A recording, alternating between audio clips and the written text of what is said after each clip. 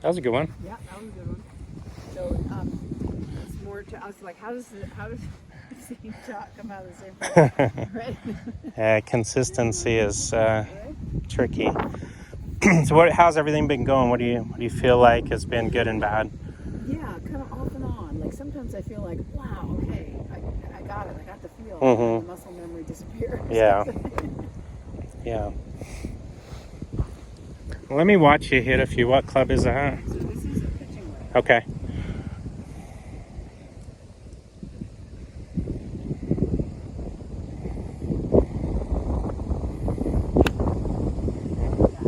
Yeah. Yeah, like you said, those two golfers look like they're two different golfers right there. But the thing about it is we have to create a consistent pattern. Yeah. Then we can make little mini changes, and then the changes should stick.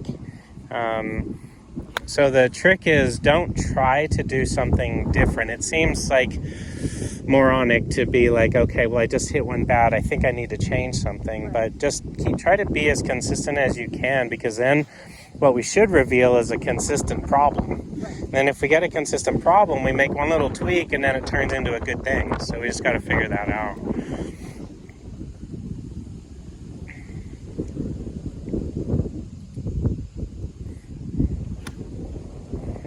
You're doing fine. Your setup distance, posture, distance from the ball placement looks pretty good so far. So let's see what's going on in there.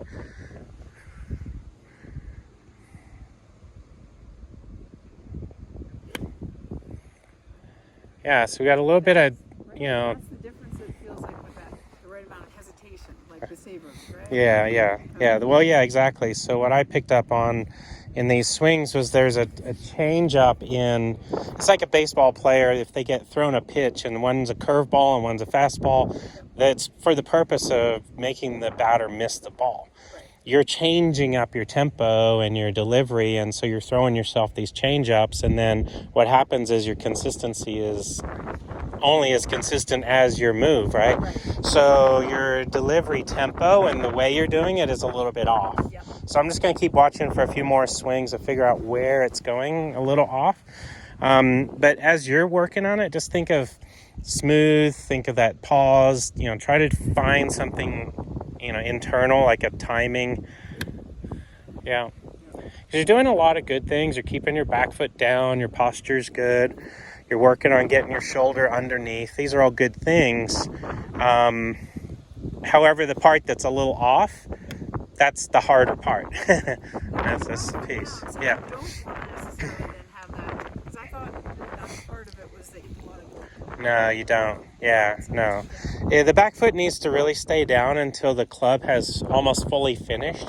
The only reason why you come off your back foot is because your fullness of your release pulls you up. Okay. So you want to be pretty much down the whole time, and because you're flexible, you can stay planted the entire time. You don't even really need to ever kind of come off that back foot. Yeah. Just keep kind of getting it in your mind that, okay, I'm going to do all the correct things in my setup, and then I'm just going to try to feel that tempo.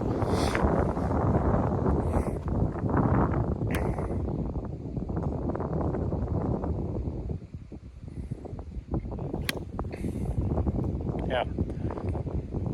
All right, so we got one fundamental thing we have to fix, and then we'll see if it affects your tempo, which I think it will. So go ahead and do your setup. I'm pretty much guarantee you have no idea this is going on, or else you would have fixed it, right? Do a backswing and stop for me.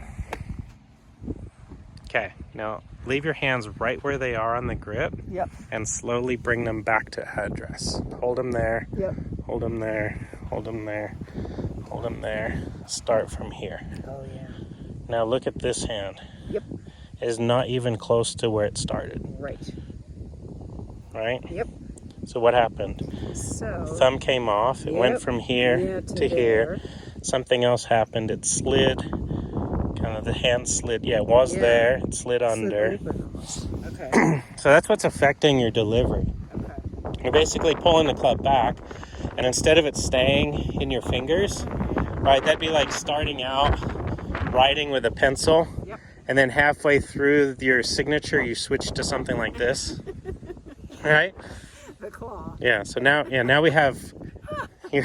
You're doing this instead of like. You're doing that because you want to hit it farther. Is that what you're... And that's very funny, actually, Craig, because Yeah. that I have thought a couple of times. Wait, where's your thumb? Yeah. All right. Yeah. No, that's fine. You weren't really focused on him now.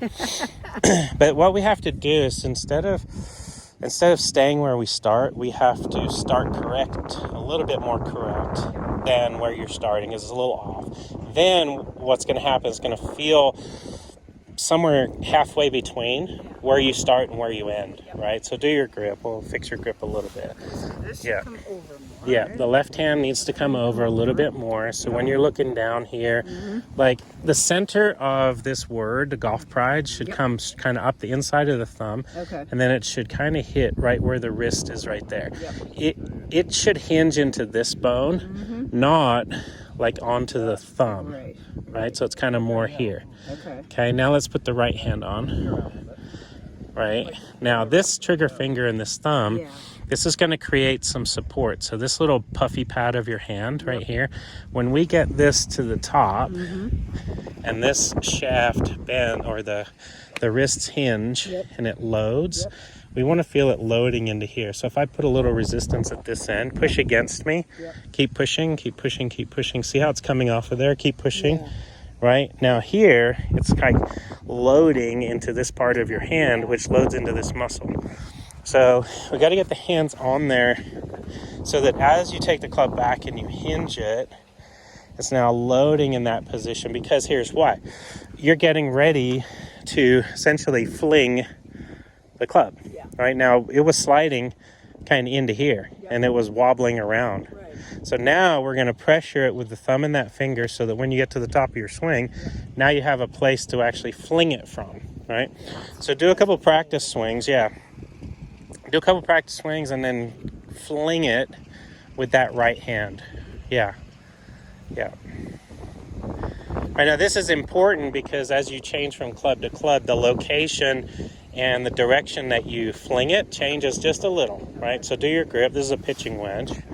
Right, so get your stance, get ready. Okay, you're going to go back, right? It's going to gradually kind of load up and hinge. It should be loading a little bit more kind of here now. So it's not opening out this way, it's kind of loading there. Now on a pitching wedge, when you unload it or fling it, it's kind of down here by your right leg. Right? A driver, and also with the pitching wedge, it's down and kind of more vertical. With the driver, it's a little bit behind you, and it's kind of more out to where Alec is out there, kind of that way.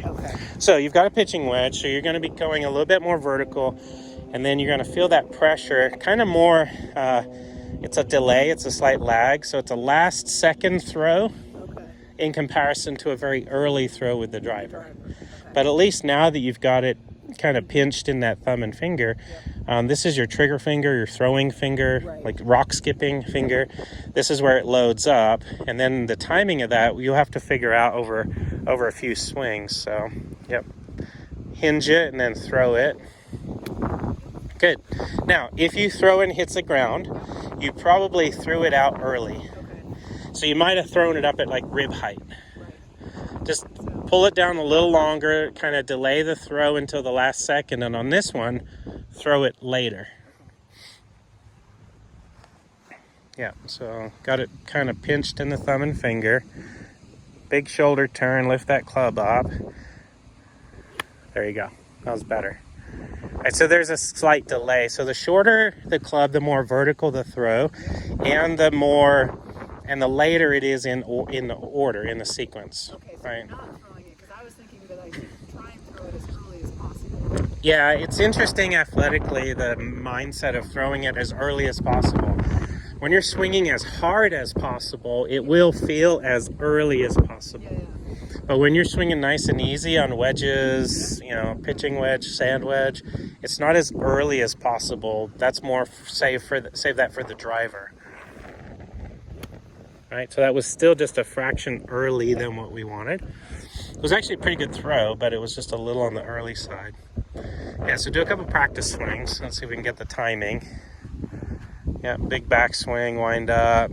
There you go. Now, right in that pause that you're talking about, I like to kind of feel that as load, right? So swing back and stop, right? So right here, when this club head just kind of falls into your hands, right there, it feels like, okay, now I know where the weight is. I know where the metal on the end of the stick is. I can feel it load.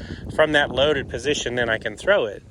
And that's where athletically, because we play golf with, 14 different clubs, you have to load and unload may be a little different per club, right? So let's try that, load and unload.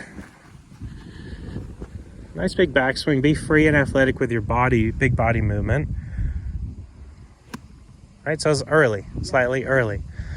There's a correlation to what you're doing with your shoulders and what you do with your throw.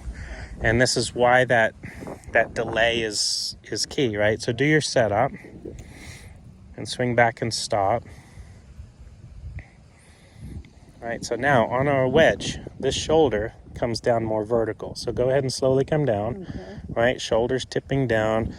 Turn your hips and drop your right shoulder lower, right? So you're gonna come way, way down here. So what happens is you have to release this out later. So because this shoulder lowers further on a pitching wedge, you have to wait longer with a wedge. Whereas on a driver, the shoulder doesn't really drop under as much. It drops a little bit more around. Yeah. So it's gonna feel relative to what that shoulder does. So do another practice swing. Big shoulder turn. Drop the shoulder and delay the throw. Delay it to the end. There you go. Try a couple full speed practice swings. There you go. Right. So that was probably closer to what we want right there.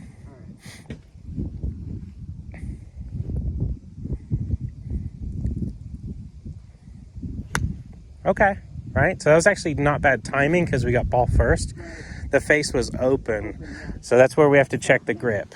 So both hands need to be turned a little bit more to the right from your perspective, yeah. So twist the left hand even further over. We'll exaggerate a little, so twist it more.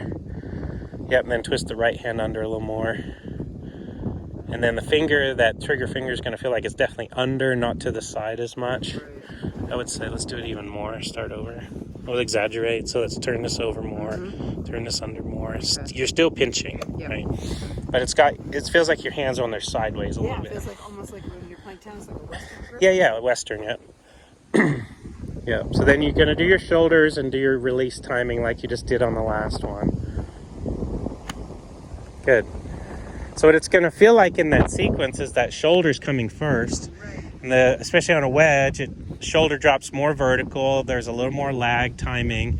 And then once that shoulder drops, then the hands can kind of fire out a little bit later. Yeah. So more Western grip, exactly. Roll that right hand under, left hand over. Yeah, nice shoulder movements, and you can get that throw time. All right, throw time was early. Yep, so we're going to delay it just a little bit.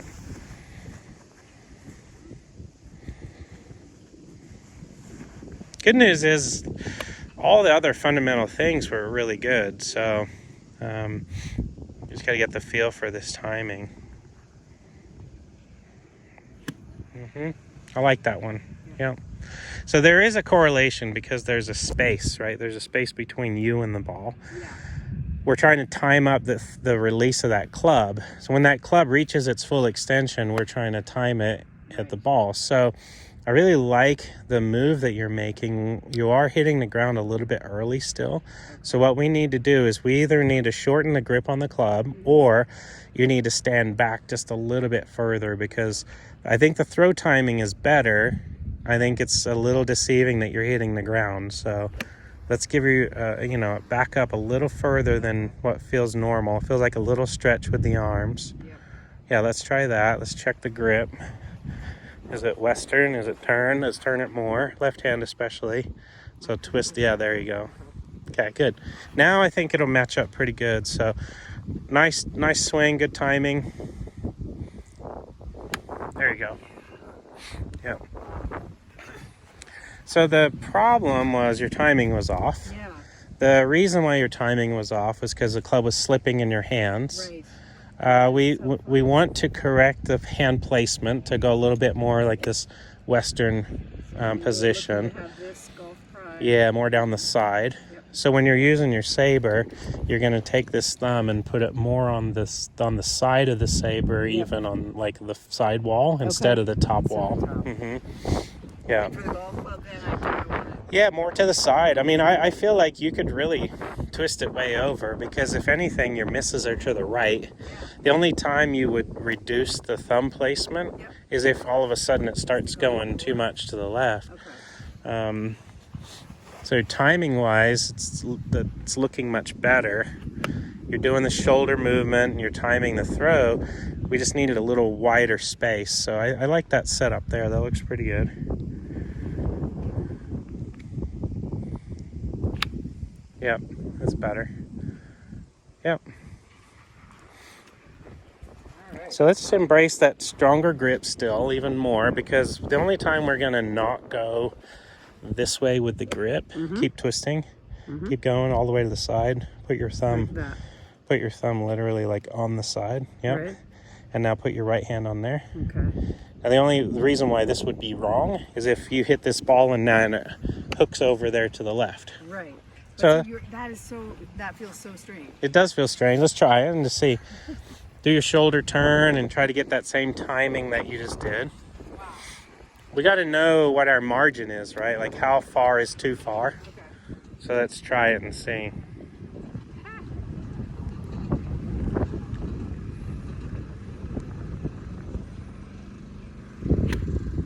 And he's right in the ground. So let's make sure we're the right distance. I wasn't really checking that, but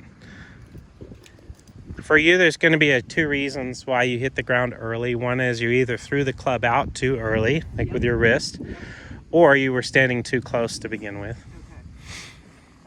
That looks good set up, so let's see. Yeah, nice.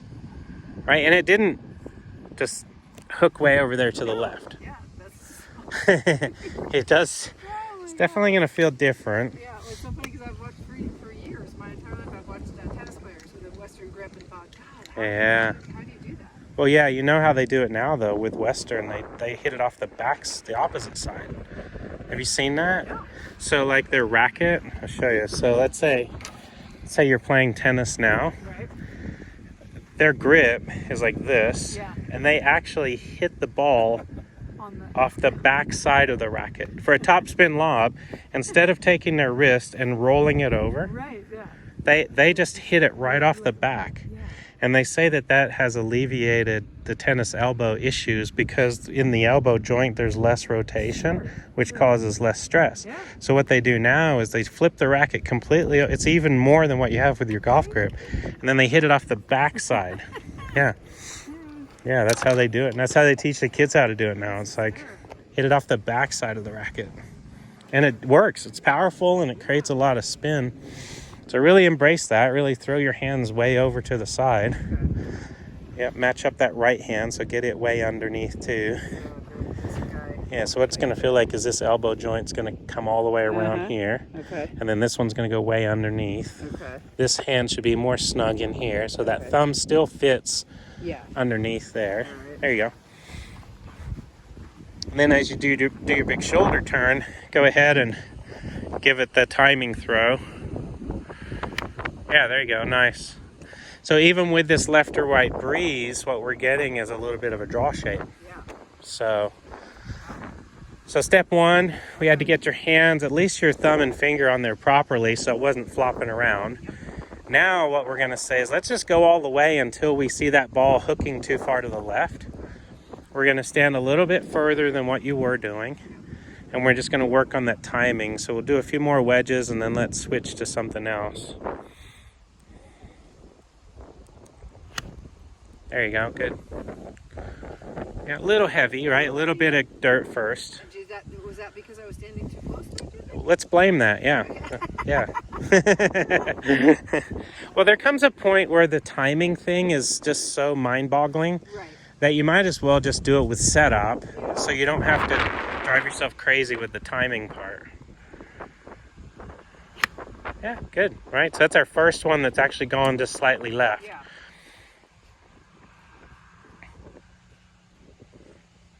Yeah, so I think you're going to enjoy this grip a little bit more. It's going to help to create more of a solid strike on it.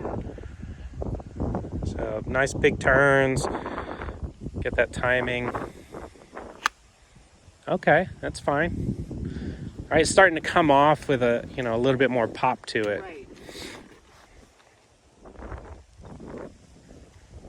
And so if it comes off like that, Craig, with Yeah. that much pop, is that because, so, is that hitting it thin? He was a little thin. Yeah. That was a little thin. Yeah. Yeah, I like that distance, right? Big shoulder turn and work on your timing. There you go, really nice there, right? Yeah. So now what's interesting is that is the reward Right. for taking the proper grip. Yeah. Because you earlier did almost that exact same swing. Beautiful timing, good turns and everything, but then the ball kind of came off and it drifted a little to the right. Yeah. Yeah. The grip is now rewarding you and you're hitting it further, more solid. So do one more with that one, and then let's go to the opposite end of the bag and we'll try the driver with the same setup. Yeah, so really work that. Yeah, there you go. Should feel like it's right underneath. That right hand is up underneath.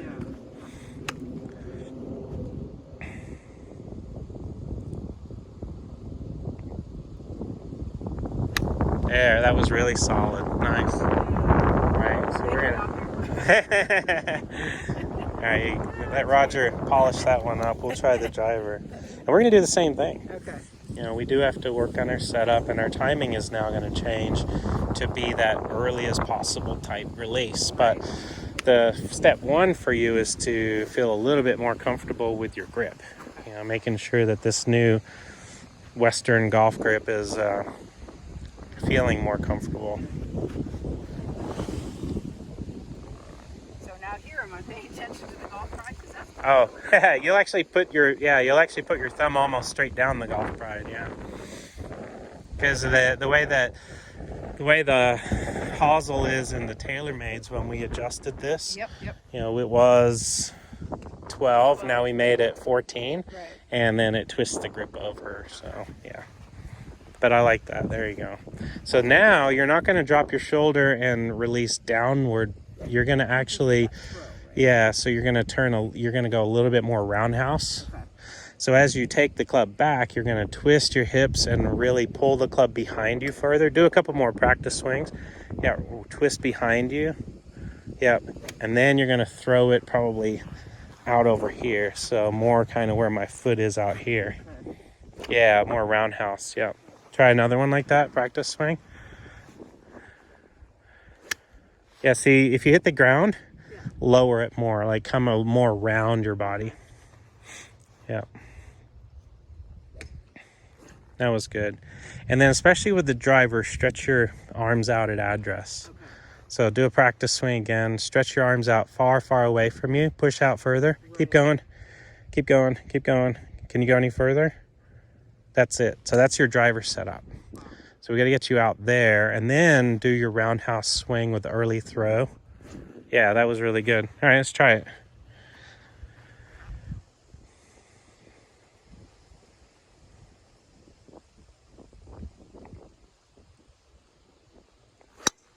Okay. Yep. So that one there went a little low to the left because the club went kind of past the ball. I'll show you. So do your setup. So you thought you were super far from it. And then consequently, you probably reached a little extra. Uh-huh. So what happened was the club actually made it all the way to here. Okay. So that means if you can reach that far, you could actually even stand further away. And we want you to be at full stretch when you're hitting this one. Yeah, that looks good. Okay, good. Right now, you're probably actually early throwing a little too early, even with the driver. Mm-hmm.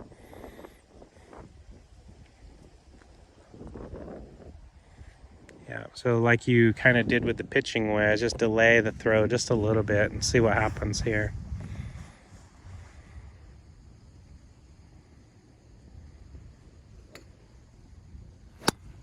There you go. Nice.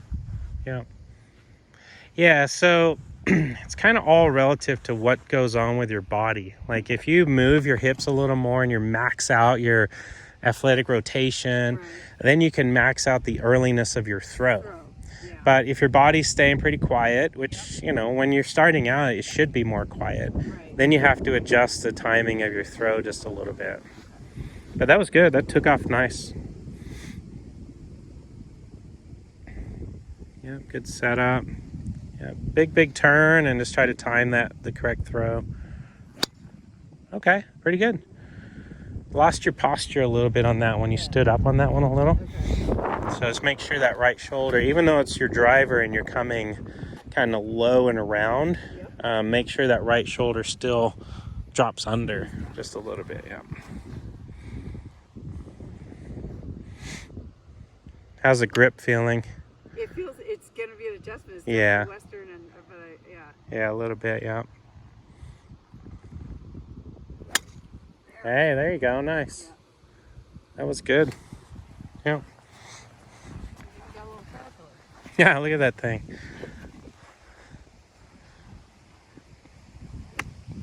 Oh, it hurt you. Yeah. I've seen a few of them around.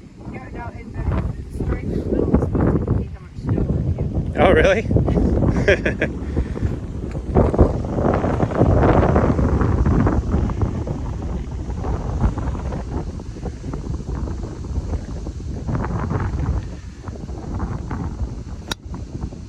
Okay.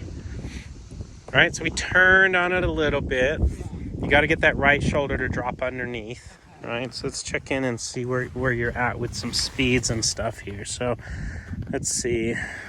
Go in order of your last few swings, your last few drivers.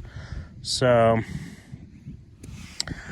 yeah, when we switched, your iron swing was right around, that was a pitching wedge, was right around 58 miles an hour. And then we switched, you went 73, 67, 71, 71 on your miles an hour.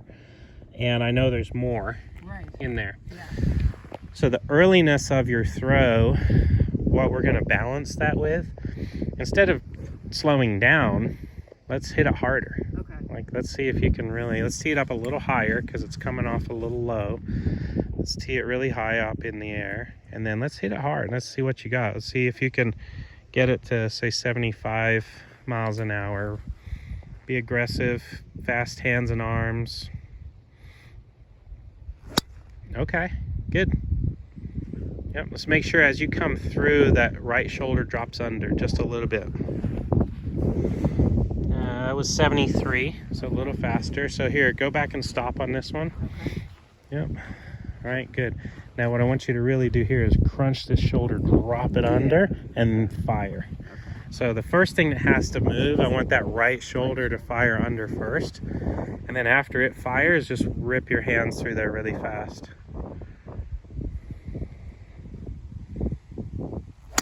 Oh, I like it. That was good. That was good. You're a moonball. Yeah, you got under it. That's good. Oh, caterpillar came My father back. used to call that a giraffe's ass. Oh, really? It's high and it stinks. Ah, there you go. Giraffe's ass it is. Caterpillar's coming back for you. So what's the deal with the stripe? If it's fatter, we get more snow? Yeah, so that's a pretty thin stripe. Uh-oh. That would not... Don't show that to any of our skiers. All right. So let's do that again. Yep. Do a practice swing like that. Big crunch and throw. There you go. Do it again. Let's go bigger. I think you got a bigger backswing. That's what I like. There you go. Let's try that. Yeah. Big turn and be aggressive. No, it didn't commit. Like you kind of stopped and threw your hands at it. I want you to twist your shoulders all the way through. Yeah. Yeah, don't worry about hitting the ball. Let the ball get in the way of that big follow through. Do another practice swing for me. And what I want you to really focus on this time is as you come through, make sure that shoulder, so swing back and stop. right? You're gonna crunch it down, right? Lower it down, keep going all the way through. I want this shoulder all the way through, as far as you can twist it all the way through. Keep it moving. Don't stop the shoulder. Yeah, I feel like I do that a lot. Yeah, don't stop the shoulder. You got to keep it going all the way through.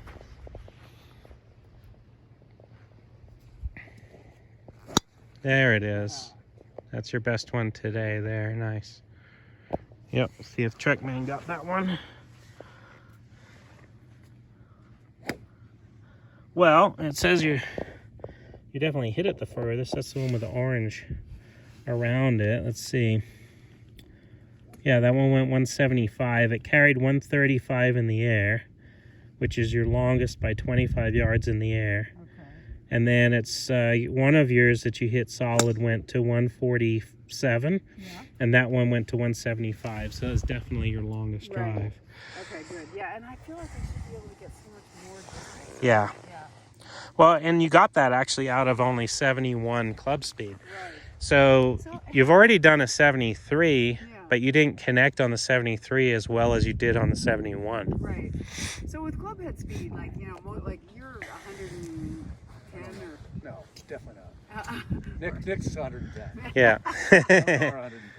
Yeah. I think I could get it to 100 when I was more fluid. Sure. Just go for it. Yeah, whatever you can get, you can get. Just keep the shoulder going. There you go. That might even be better than the last one. That was really good. Yeah, that's over the ditch and down toward that One of my green. questions, which I think you've answered, is how far to go on the backswing. Like how? That one went 183.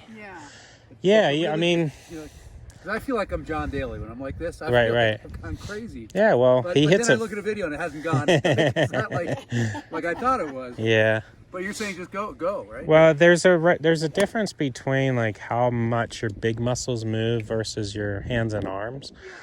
And sometimes there's a diminishing return on that length. Right, if you're just kind of getting it. If you're just picking your elbows up and tipping your wrists and losing separation in your grip, and there's a breakdown of that connection. But to answer that question, what you gather is from the ground up, you get this kinetic chain of events that happen. So if you coil and turn and you're attached to the ground strong, your hips are part of that rotation, shoulders are part of the rotation, you get a stretch in the arms, and that's all connected like a link of chain, then it's valuable. But if it kind of buckles and breaks and it's a fake so is length, what is this? That looks pretty good. It looks pretty taut. Like it looks like the rotation is all connected. Yeah. And I don't need to go more than that, because I always think of it, little is good, a lot's better. right, yeah. Yeah, just overdose on that. Yeah, all right, Heidi, last one for you, and then I'll work with Alec on his swing. Big turn, really work that shoulder through. There you go, 3 in a row. Those are great. Yeah, so you had a 175, a 182, and that one was...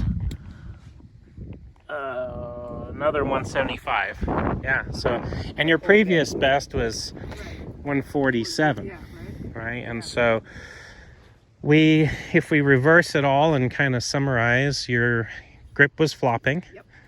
That's bad. Let's not do that. And then now that it's on there, not only did we structure it a little bit better, but we angled it a little bit better so that now the club face comes through more square.